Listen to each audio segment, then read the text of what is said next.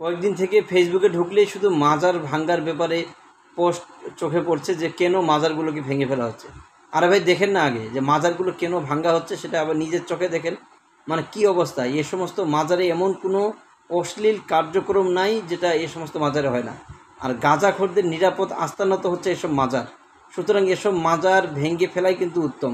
আর তাছাড়া রাসূলুল্লাহ সাল্লাল্লাহু আলাইহি ওয়াসাল্লাম বলেছেন যে তোমরা উঁচু সব কবর ভেঙে ফেলো। এই যে বৃদ্ধ লোকটাকে দেখেন, মানে এই মহিলাটির সাথে কী ধরনের অশ্লীল নৃত্য করছে। এসব মাজার ভাঙবে না তো কী করবে রে ভাই? এসব মাজারে কী হয় দেখতে পাচ্ছেন না আপনারা? আবার এই মাজারে দেখেন, মানে এখানে আবার কি হচ্ছে দেখেন। মানে অদ্ভুত সব ব্যবসা রে ভাই। যারা জীবনে মসজিদে গিয়ে কপাল ঠুকে না, নামাজ পড়ে না, তারা মাজারে গিয়ে সিজদা করছে। এ সমস্ত কর্মকাণ্ড যাতে একবার চিরদিনের জন্য বন্ধ হয়ে যায়। বাংলাদেশে যত মাজার আছে, মাজার থাকবে না। মাজার থাকবে কেন? কবর উঁচু হবে না, সমস্ত কবর মাটির সাথে মিশানো থাকবে। কবর কোনো পাকা কবর থাকবে না।